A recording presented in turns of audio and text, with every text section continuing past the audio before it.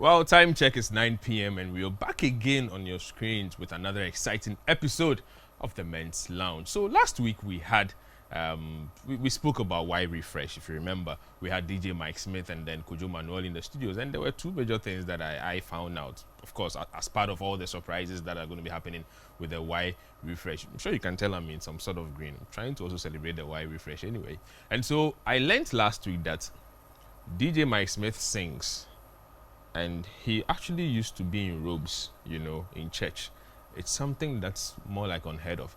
And then Kojo Manuel, if you look at him, his current looks, he actually previously he used to be in suit and tie. It's interesting, but well, it's all part of the surprises that we always find out. So this week, it's something very interesting that we are going to be doing. So you called for it, actually. It's more like a popular request that you made. And as far as we do this program with you viewers at home, we need to bring you what you ask for. And so when I introduce the person, you would understand what I mean. And then the last thing I need to also remind you of is that this month, the Global Media Alliance Group is going to have the GMABC on wheels. We are going to be talking automobile. So licensing, buying the right cars, all the things. We all have dream cars. We all have the ones we love. I'm sure you can see on your screens already. All these beautiful ones. I'll tell you what I love to drive. The Mercedes and yeah, but that's after you've made your first 1 million. You know what I mean? And so this is what GMABC will be focusing on for the month. And so we'll be doing a lot of licensing matters, planning to buy your first car, managing your car, servicing, everything and anything automobile is what we'll be talking about. And again, we can't forget this. Thanks to Casa Preco, we're able to bring you this show. And also Yamvita from Promasido. I'm going to go on my very first break. When I'm back, we go straight to the discussions. My name is Nanayao Odami. Thank you. All right, so welcome back. If you're just joining us, we are in the Men's Lounge, and as you'd expect. So by popular request, you remember the day we did we spoke money. We talked about money. And everybody else was like, Charlie, you guys need to do another. There needs to be a part two. And we actually agreed that there needed to be a part two because we didn't even finish. There was so much to talk about when it comes to money. And so today, it's my honor to have invited into the lounge again, Paul. Hi. Do I need to introduce you again? There may be first time viewers. I totally agree with you. So today we are speaking with Paul Kofi Mante. He's a financial analyst and the MD for EDC Investment at EcoBank. And so, yeah, that's basically what you should know. But there's more to know. I found out on my own that Paul is a reverend, you know, and all that. So, yeah. Paul, Akwaba, how have you been? I'm good. Yeah. So the last time we met, we discussed, a lot. Financial freedom, financial independence, and all that. And there was one part that we couldn't look at, and I said, no, I need to bring you back. And interestingly, everybody else was asking for it. And we need to be talking how we can acquire our very first house, whether by mortgage or by whichever way we put it. And that's what we'll be talking about today. So I'm grateful. I'm so thankful that you are here. Thank you. The news through the week has been a bit worrying. This COVID and it's crazy. We are not taking it serious. I mean, I've seen videos today, and I'm extremely worried. We are not paying attention. Yeah, we are not paying. We are not following the simple protocols we are supposed to be following. Are they not simple enough? Is it that there's something more than just following the protocols? I feel people still don't believe it, or they think it's far away. I see. Well, it's something that we all need to take serious. Please, let's make sure we take the protocols that have been put out there very seriously. It's very important. It may seem too simple, and that makes us forget. But trust me, that simple thing that you ignore is what will kill you. Let's not get there. I need you. We need to be alive for tomorrow. All right. If you and I are not alive, there's no tomorrow. Let's stay alive for tomorrow. What is the point in making money if you're going to die and leave it? I like that, Paul. What is the point in making money if you're going to die and leave it? And so today, let's start this way. So owning a home, okay, is quite a big commitment, and it's a cherished dream that every young man, has. Why is it so difficult for men in the working class to build or buy a home? Okay, so I think that it's a number of things. So let me just try to connect it to the discussions we had last week. Last week, one of the things we discussed was financial planning. and we said we encourage our viewers to plan for a number of things. 5 areas I remember we touched on were the areas of retirement planning, housing, children's education planning, I think giving back to society, and then high life. You remember? ODB. Yeah. So, yeah. So today we want to drill down and talk about housing. Yeah. It's a big issue, and we need to accept the fact that it's a basic necessity in life.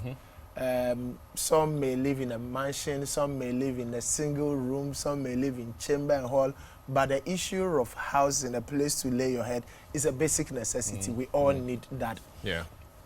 Now, when it comes to housing, there are about 3 options that come to mind. Okay. We will drill down, but just to answer your question, so you are either renting, you are buying, or you are building. Yeah.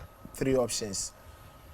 The most expensive option among the 3 is renting. Is it? Yes.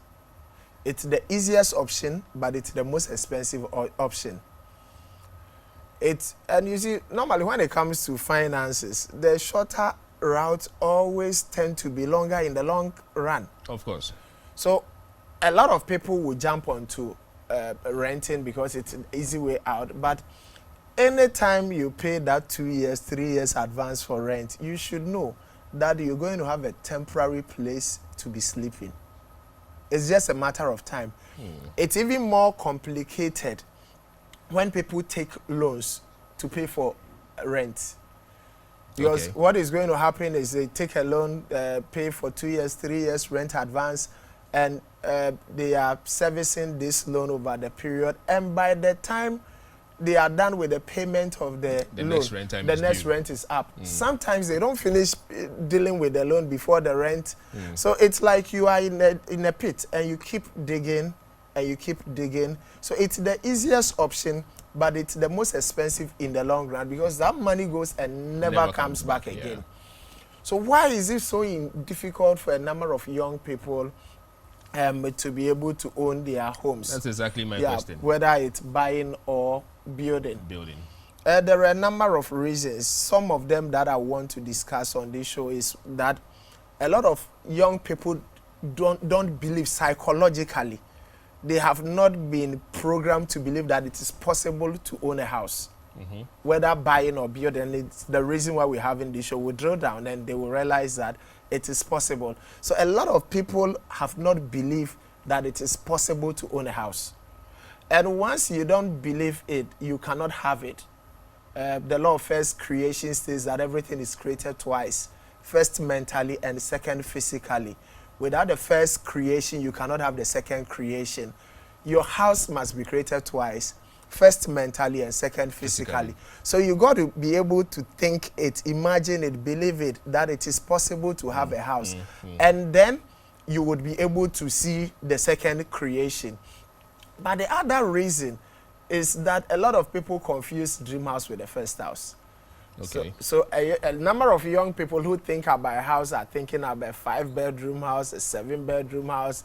They drive through East Legon Airport Hills. They see all this nice with a swimming pool and all that, and they keep dreaming and they realize that Charlie, this dream with Charlie, that bang, and I am panso because that 5-bedroom house, that 7 with a swimming pool and all that, it's going to take forever. If people understand the difference between a first house and a dream house, and they focus on the first house, it's very easy to own a first house. And if you ask me, I mean, I've been married 16, 17 years. The biggest mistake I made in my own life with my wife is the fact that we lived in rented houses for too many years. Because we didn't understand the difference between a dream house and a first house. Now, the first house we wanted to build was a huge story building. And I had it printed on A3 sheet, pasted in the room in the morning. I look at it and I'm so excited. Until we were ready. Well, so we got a permit and all that. And then I asked for the quantities for the foundation. When they did the quantities, I started feeling dizzy because the numbers were so huge. So I called a friend who is into building. I said, look, The artisans are did again. I'm the estimates we are, but I don't believe them. So look at it for me. So the guy looks at it and tells me, Paul, and you see, it's good to have honest friends. So he's a friend. He looks at it, he says, look, there is no sense in what you want to build. Because he lives in a big house at Ashaliboche. Then he says, look, when I look at the floor plan, it's bigger than my house. You're a salaried worker, you are not a businessman. When you start this house, you will never finish. And a lot of people find themselves making this mistake. Yeah. So once you confuse dream house and you're thinking about that 7-bedroom, 5-bedroom, you would never build. But if you focus on the first house, you want to, and my first house, I recommend a 3-bedroom house. A 3-bedroom house. And I have too many stories and too many testimonies of people who have done it. A couple who married in 2013, I went to their wedding in Kumasi. So they came home to thank us, and I shared our mistake with them. I said, guys, don't make the mistake we made. Don't confuse dream house with the first house. If you apply your mind to it and you believe it, you can build it. Yeah. They left. 3 years after they had left, I got a WhatsApp message. You are invited to the dedication of our first house. I see. And I went to the dedication, the simple 3-bedroom house. I've seen too many of them. There's a couple we canceled. We dedicated a day for housing, for financial planning. Of course, housing came in. Yeah. Less than 4 years into their marriage, they started their building, I think, February 2014 or so. Before end of 2017, they moved into their 4-bedroom house. You know what? When they started building, the guy's salary was 1,200 cedis a month. Well, look at it. So you need to be able to believe in your mind that it is possible. And number 2, don't think about this huge, I call it dream house. Let it remain in your dream. Keep dreaming about it. Keep dreaming about it. Build your first house, a simple 3-bedroom house. You see, if you are watching this show and you believe that it is possible, you will build. If you don't believe, I've seen drivers in companies that have built their own houses. The other thing, let me make this important statement before I forget. So you find somebody living in a chamber and hall who is going to build and is building a 5-bedroom house. One of the tests when you want to build, one of the tests you need to perform is that if you didn't own that house, will you live in that house? Okay. Let me. If you didn't own that house, yes, would you live in that house? Would you live in that house?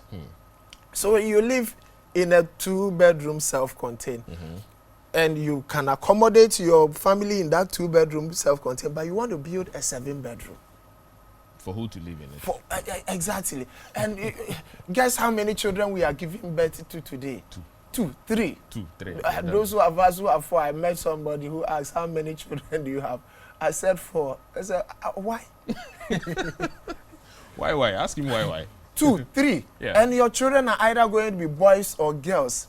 The 3-bedroom house, the boys are in one room, the girls are in one room, the parents are in one room, finish. People will tell you about guest room. Which guest room? Even those who live in chamber and hall receive guests. How much more you? How much more a 3-bedroom house? They will find a place to. Yeah. It's in the mind. Yeah. It's in the mind. And you see, you don't need more than, if you are building a simple 3-bedroom house, you don't need more than 10,000 Ghana cedis to buy enough blocks to build that house. If you have 10,000 Ghana cedis, you will buy enough blocks to build that house. Where you're going to have a challenge will be the foundation.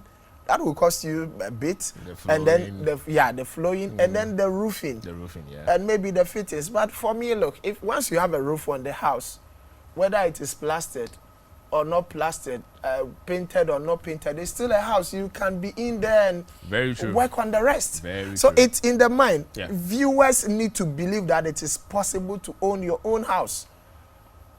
We've seen messengers in companies, people who are not on high salaries, but once they commit themselves to building, the thing, it's like a spirit. Yeah. Once you start, you will finish. If you don't start, nothing happens. Yeah. Last year or last 2 years, I had a show with Bernard Avle on the I think Effective Living series or something. One of these shows that we talked about housing.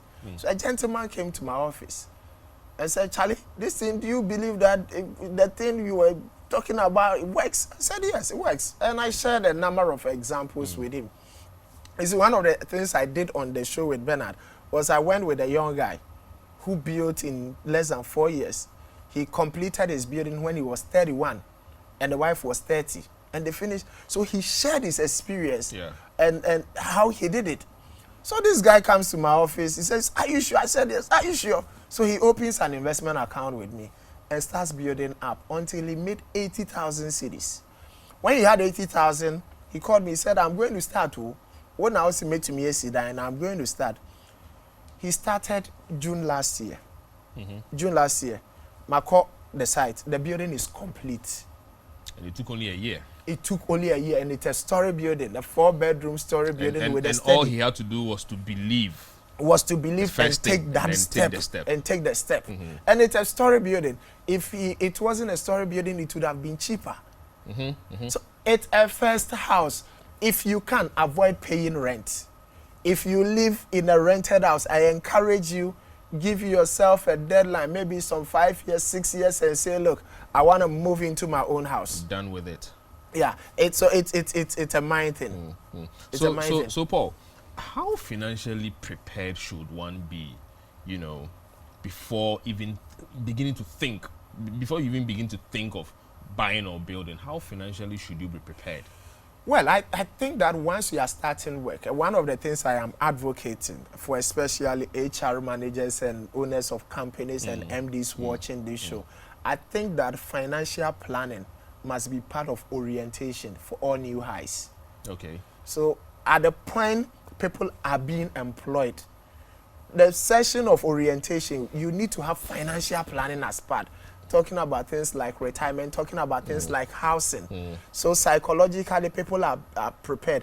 Once you start earning income, so if you want to own a house, you can build or buy. But let me talk about building. If you want to build, once you start earning income, you need to think about housing. And once you start thinking about housing, you need to start thinking about where do I find a plot of land to buy. Yeah. It's not easy, and don't get me wrong, it's not going to be smooth, but you got to be determined. Oh, of course. It comes easily. So it may be tough. You may have issues with double sale and litigation and all that. But let me mention a strategy here. So if you are buying a land, don't pay for the entire amount. So you're buying a land, they say 20,000, 30,000. Do a part payment and let the owner understand that you want to start work and you pay the rest in bits. But you see, once you start clearing the land, once you dig, once you start the project, if there is an issue, it will come up. Someone will show up. Yeah. Someone will show up. Yeah. At that point, you haven't totally committed. You've just done a part payment. So that is one test you can perform. Yeah. You go to the site and do a few things as if you are working. Somebody may show up. If nobody shows up, great. We are good to go. Yeah. So I don't think you need to have some huge money sitting somewhere to start. Once you are earning income, if you can, avoid paying rent as quickly as possible. Get a land and start paying and start building. The thing is in the mind. If you believe you can build, you will build. If you don't believe you can build, you will be 50 years, 60 years and still be living in a rented house. That makes a lot of sense. So Paul, one thing I also like to know, so between building and then buying, okay, which of these two is most ideal for a young man or for any man that wants to own a house? And then which of them is also financially prudent, if you want to look at the two? Yeah, okay. So they all come with advantages and disadvantages. Let me talk about building. So if you want to build, you're likely to go through challenges like land litigation, double sales. So these are some challenges that will come with building. Again, if you want to build, you need to have time. If you don't have time, don't try. Time as in going to sit there. Exactly. Yes. Buying the materials. If you don't do that, whenever you buy 50 bags of cement, 30 will end up at your site. 20 bags will end up somewhere. So you need to be there. So you need to have time. If you don't have time, it can be challenging. Or Another strategy that I've recommended for a number of people that works for them, you work only on weekends. So Saturday, early morning, you are there with the workers, masons, laborers, all that. Giddy, giddy, giddy, giddy. We do everything we can do on Saturday. We go on suspension till the following Saturday. So you are there to supervise. Don't go and leave money for some foreman and believe that there are some who are genuine.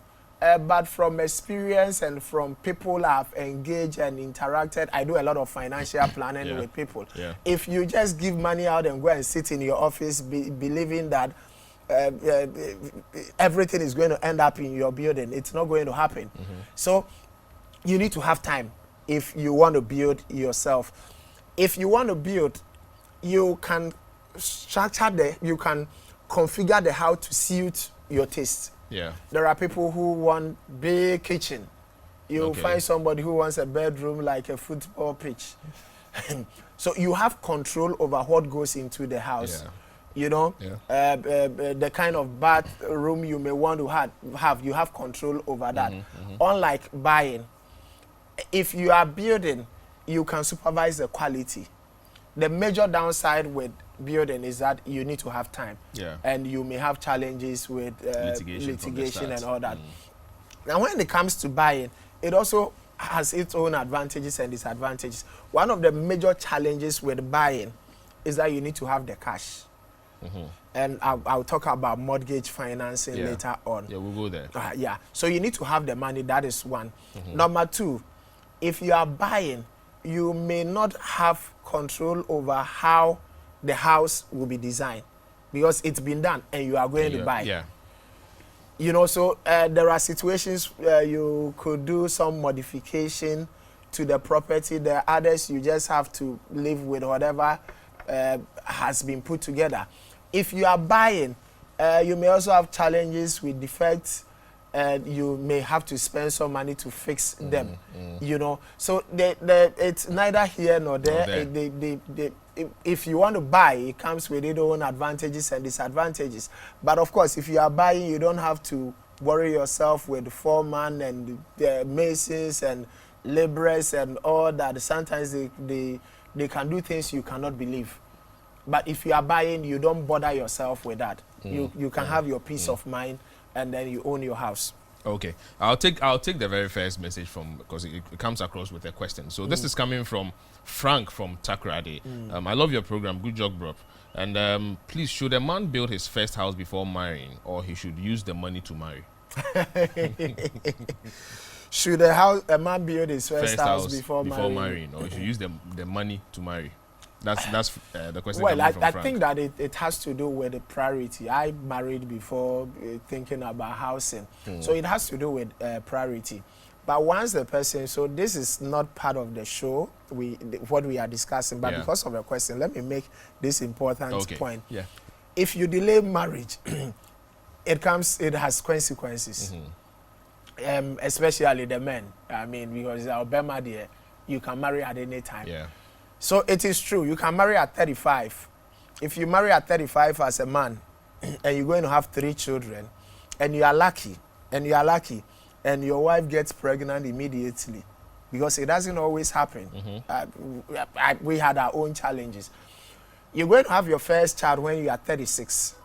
Now, if you're going to have 3 and you're going to space them by 2 years, you're going to have the last one when you are 42. By the time the last one is going to class 1, 6 years, you are 48 years. By the time the last one is in class 6, you are 54 years. GHS 3, you are 57. SSS, you are on retirement. So you must be ready to be paying school fees whilst on retirement.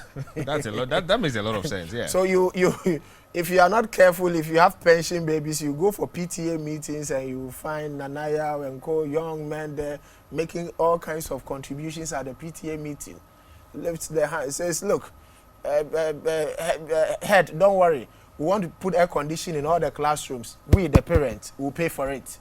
And you are on retirement with your small pension money, and you are dying. Paying fees with that as well. So it's important to plan for your children's education ideally, if you can finish paying school fees before you retire, great. So you don't have challenges during retirement. I want to connect it to his question.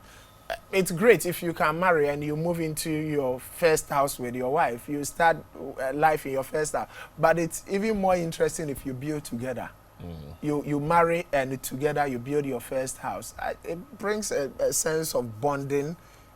You own it together. Every marriage has its own challenges. You have challenges, but we own this house together. Okay, so Frank, I'm sure your question is answered.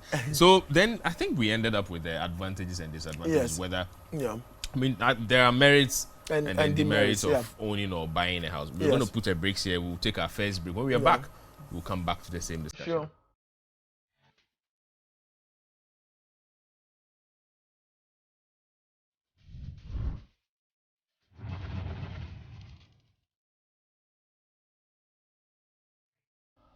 All right, welcome back. If you're just joining us, we are still in the men's lounge, and today we are discussing money, but money related to housing or building. You know, whether you're buying or you're building a house. So, Paul, I think we left off discussing the merits and demerits of whether you're buying or, and sure, we all know now that there are advantages on each side, and there are disadvantages also on each side. And so, I guess it's up to the viewers and all of us to decide which one we want to go with. And Frank was also what works for you. And what works for you. And Frank was also nicely answered. The only thing is that what works for Frank may not work for another person. So we need to also know that.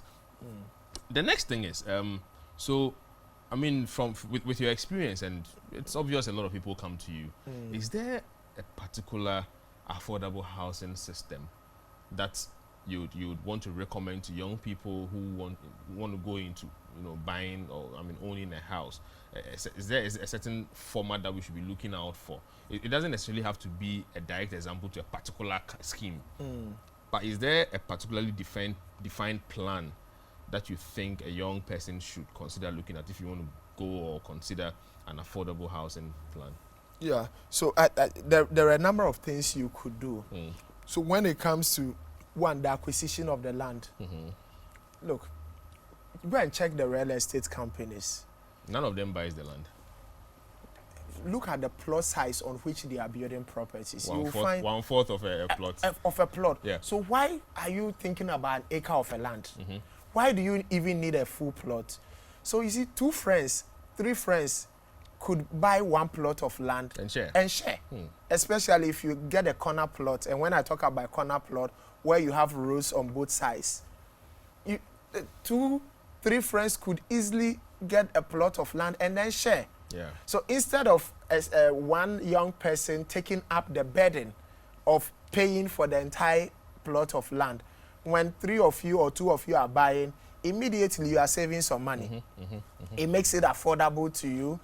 Number 2, if 3 of you or 2 of you decide to build around the same time, you can do a lot of savings. For example, if you go buy building materials, you can buy materials together. Instead of you going to buy your materials and he buys his, you can buy materials together. You have one vehicle conveying to site.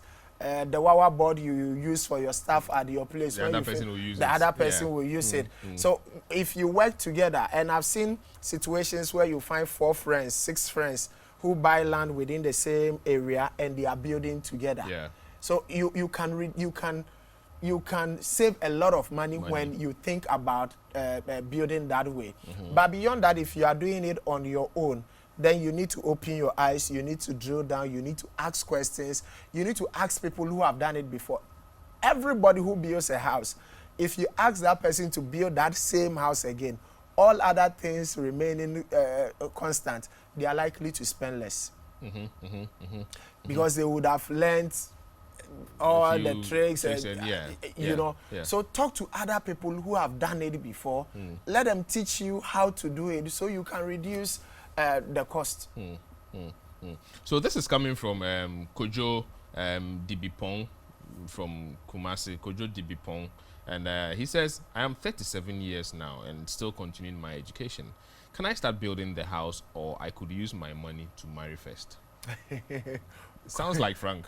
Kojo, it don't create problems for us. Kojo, I'm sure if you were listening, you heard the answer for Frank. And the disclaimer here is that it's not every solution that works for everybody else. Exactly. So put your priorities, look at your own priorities, and look at what you think and where you want to get to. I'm sure that will be the best. I'm sure Kojo was scared with the retirement, the pension babies. you scared the guy. Or maybe Kojo will want to have only one child or two. So you can probably get away with it and somewhere. Of course, I mean, if you even have children late, you can plan. So you know that you've made provision to take care of. Yeah. So it doesn't necessarily make it that bad. It just has to be by your priority, I suppose. Plan, just plan. So see, the reason why I asked you about the whether there is a particular plan you should try to follow in wanting to do something affordable has to do with assessing funds, money for houses, whether you are building or you are buying, what we call mortgaging. Yeah. Please throw some light on mortgaging for young people like us. Yeah. I use a mortgage. So let me throw some more light on mortgage. Okay. So when we talk about mortgage, let me break it down to the layman's language. So you are taking a loan to buy a house. Jessica, it's as simple as that. When you talk about mortgage, Jessica koto dime. Now, when you are taking a loan or a mortgage, you normally will have to do some deposit. Because of our show, I engage one at the head of personal banking for EcoBank because they do a lot of mortgage financing. And you need to deposit a minimum of 20% of the house you want to buy. Minimum of 20%. So the strategy for people who want to use mortgage is that you can immediately sign on to an investment product like the EDC fixed income fund. And the whole plan is you are using the investment to build your 20% minimum. So if you want to buy a house worth $100,000, just for the purposes of our discussion, you are building up your $20,000 in investment as quickly as possible. Then once you have that $20,000, it makes it easier to get the $80,000, $20,000 minimum, to get the $80,000 from a bank. Okay. So they top up and then you buy the house. You buy the house, immediately you can move into the house. And then you are repaying this loan in bits. You are servicing the mortgage in bits until you do the last payment. The major difference between servicing a mortgage, taking a loan and repaying, and paying rent is that when you pay rent, you pay for rent, that money is gone for good. It will never come back. Okay. If you took a mortgage... And in the end, you don't own anything. You don't own anything. It only gives you a temporary place to be sleeping. At the end, you don't own... But if you took a mortgage to buy a house, one, immediately you move into the house, so you are not paying rent. Two, anytime you are servicing the mortgage, you are owning the house. Okay. Anytime you service, you are owning the house until you do the last payment and the house is yours. Okay. The good news is when I spoke to the head of personal banking, so when you take a mortgage, you say interest rates are high in our part of the world. So because interest rates are high, you end up paying a lot. Because you may take a mortgage for 15 years, for 20 years.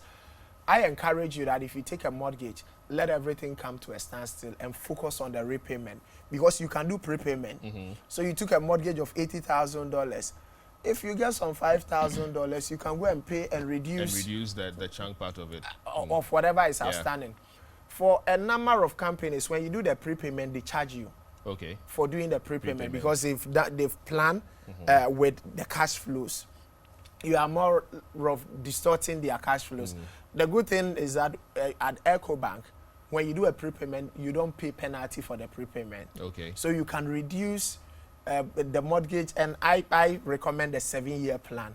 Once you take a mortgage, commit to 7 years to pay off. Okay. Why 7 years? 7 is a perfect number for me. I thought that there's a particular. No. So, I from my analysis, from where I sit, from my own experience, and from people I advise, I think that 7 years, it's not overly ambitious, but it pushes you as well. So, it could be 8 years, it could be 5 years if you can do it early. But I say give yourself 7 years maximum. And try to, so you may have to suspend the changing of your car and a few things here and there, just so that you can focus on the repayment and clear it as quickly as possible. Now, when you are using a mortgage, my advice is if you can get a smaller house that could be expanded, it is great. Okay. So, for example, you're a young man, you've just married, you have one child, or you are now expecting. If you can get a 2-bedroom house with a bigger compound, with a bigger compound, that could be expanded. One, it's cheaper, so your mortgage amount will not be too high, but in the long run, you are able to expand and still get your 3-bedroom or a 4-bedroom house. Yeah. Instead of going to buy a 4-bedroom house directly, because that will be extremely expensive. And you see, when it comes to the mortgage, apart from your deposit, they will also look at your income level, because you should be able to service the mortgage. Yeah. So the smaller the house, the better. So the strategy is, if you are using a mortgage, going for a smaller house that could be expanded and clear it off within 7 years, the house becomes yours. All right, Paul. So good evening. This is coming from James from Wasai Kropon. So James says, good evening, Yao and eTV.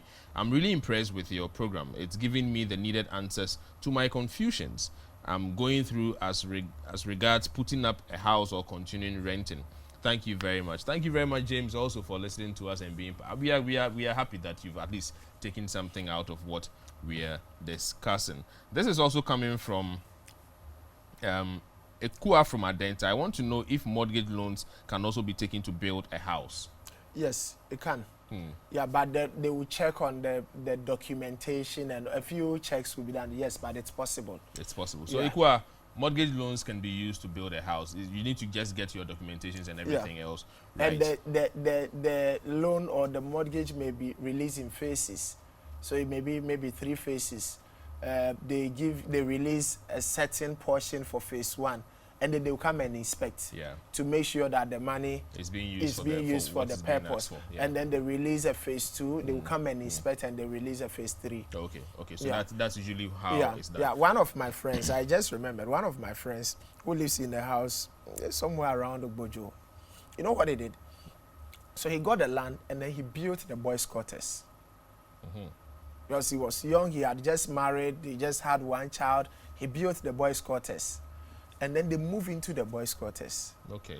They are now building the main house. So they put the boys' quarters on a small corner of the land.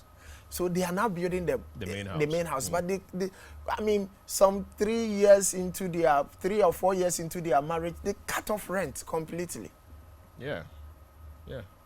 That makes a lot of sense. Yeah. It makes a lot of sense. It's in the mind. If you don't believe you can do it, it still starts from there. It still starts from there. So Paul, in Ghana, one of the biggest challenges we have has to do with the interest rates and the cost of money. Okay. How encouraging or discouraging is this to the young people? Because you want to go for a mortgage, you want to go for that kind of support, and the values already, it kind of deters you. In Ghana, how does this help? Isn't it rather pushing the young people back from wanting to access such facilities? It's genuine concern, but interest rates are high.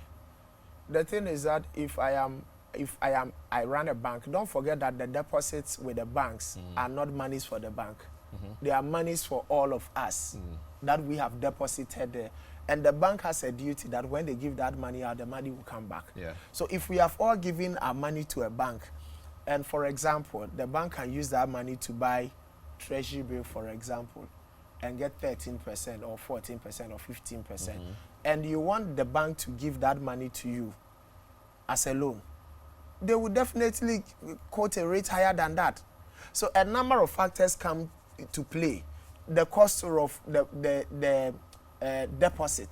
Because if you are depositing your money with the bank and you are asking for 16%, if the bank gives you 16% for that deposit you have given to the bank, when they need to give out loans, you should expect that the loans, the interest rate will be far higher than the 16, because they need to make a certain spread on the deposit. So a number of things come to play, but I don't think it's a bad idea. I've seen a lot of people who have taken mortgages, and like I said earlier on, once you take a mortgage, focus on the repayment and clear it off as quickly as possible. Interest rates are high, but if you clear it off quickly, you don't feel the impact that much. Yeah, And I mean, what are the options? We don't have other options, so we need to manage what we have. So Paul, between the two, picking a normal loan and then a mortgage, when it comes to wanting to own a house, which I mean, between the two, which one is advisable? The thing about picking a normal loan is that, or not a mortgage now.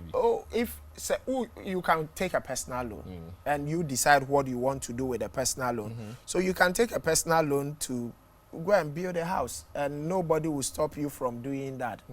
But the thing is that the amount you may qualify for may not be too high. Okay. For example, so I was just checking, EcoBank can give maximum mortgage up to $300,000. Okay. Maximum $300,000.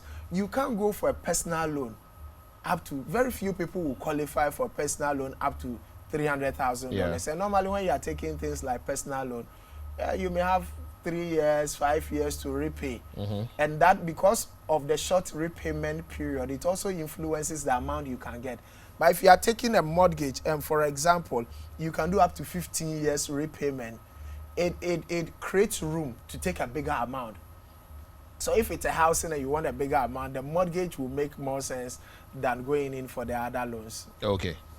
So this is coming from someone from, well, I'm hoping he sends the message back. I don't know why he deleted it, but I already saw it though. Anyway, so we are saying that, I mean, either of the two is okay relative to how much you are earning and what it can get for you. Yeah. But usually the mortgage might be better because it gives you more time and all that. And it gives you more room to take a bigger amount. The thing is that you are paying rent anyway.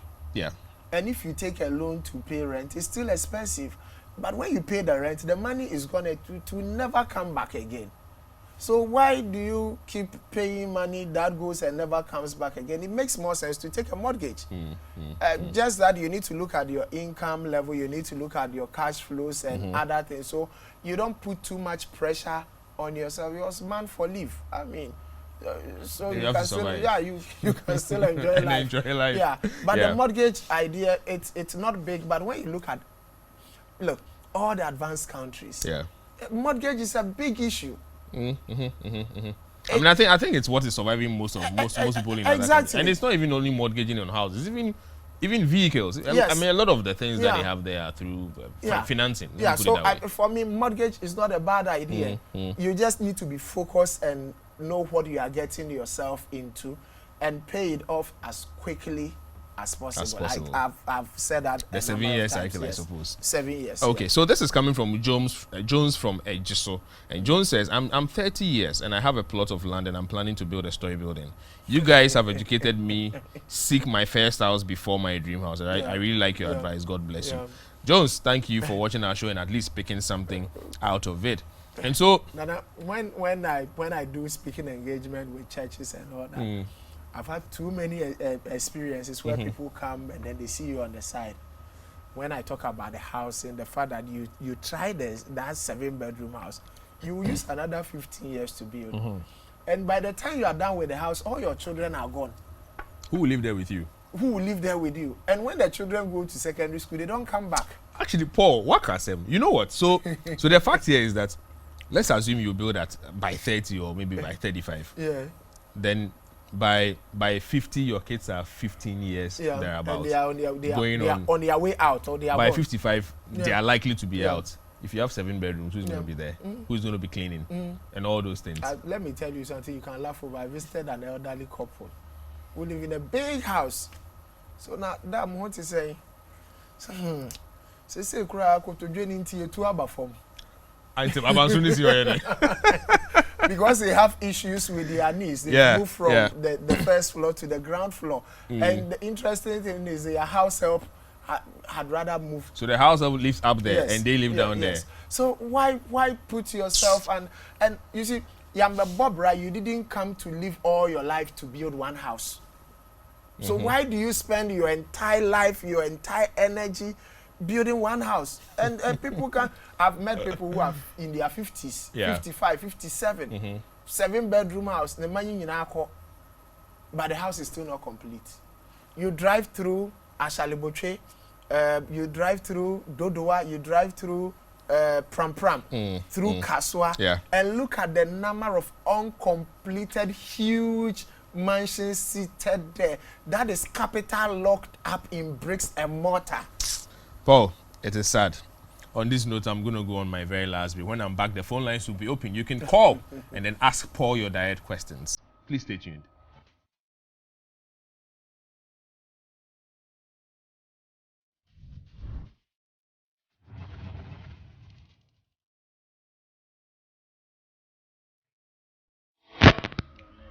All right, welcome back. If you're just joining us, you might be late, but there's still a lot to tell you. So I'm here with Paul. We are discussing money, but this time around, it has to do with building a house or owning a house. It's very important.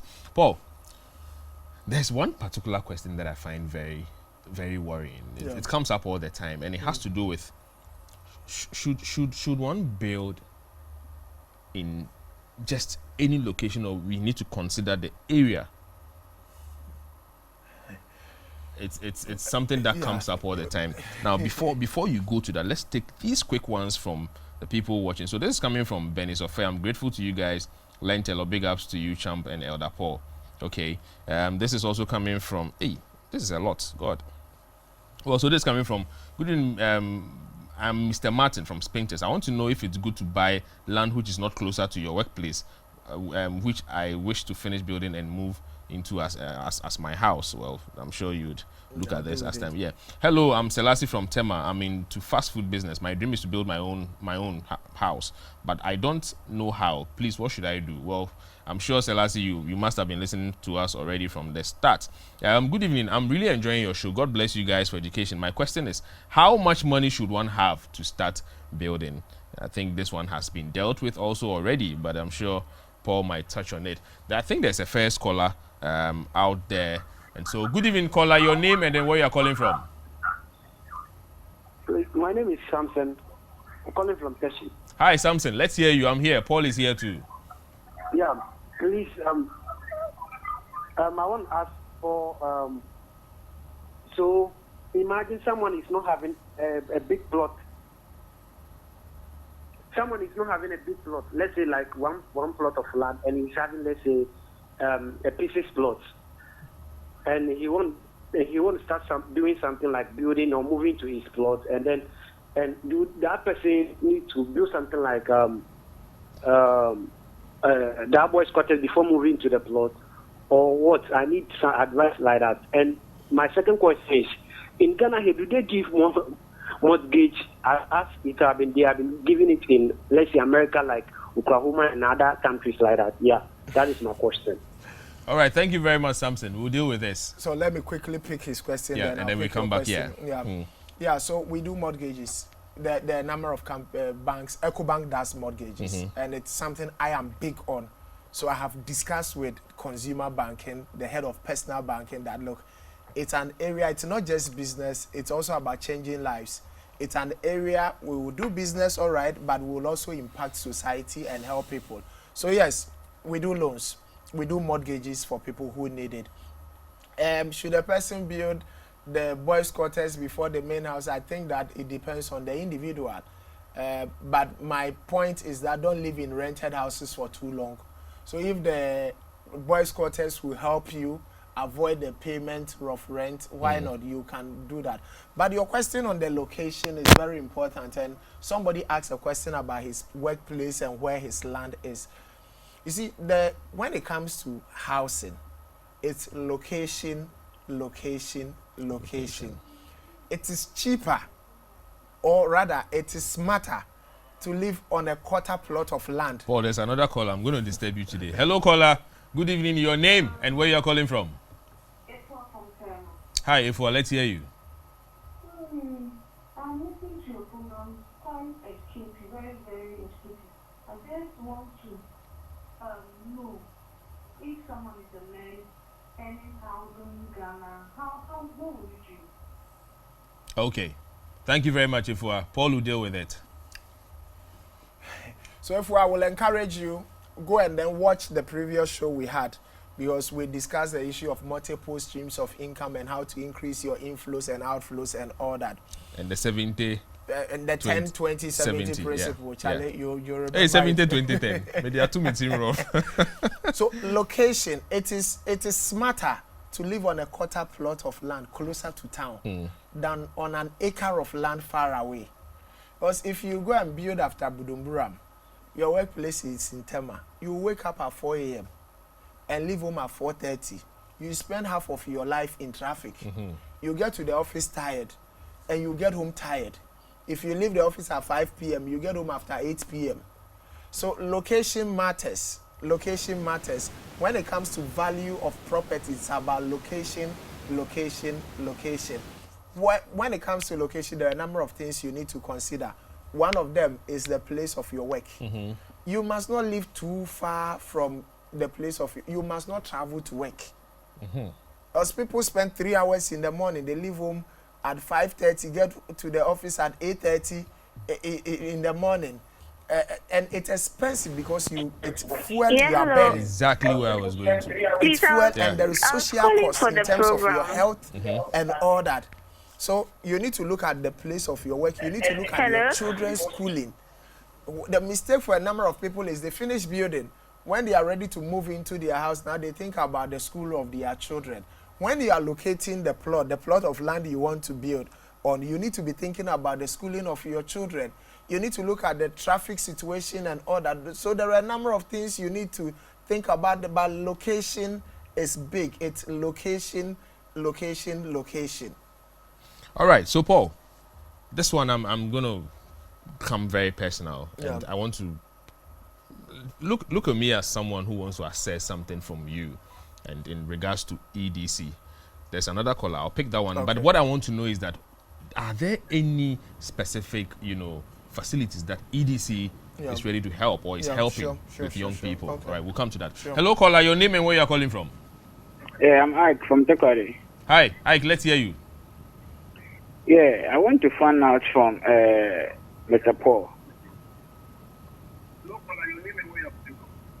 Hello? Yeah, hello. We can hear you.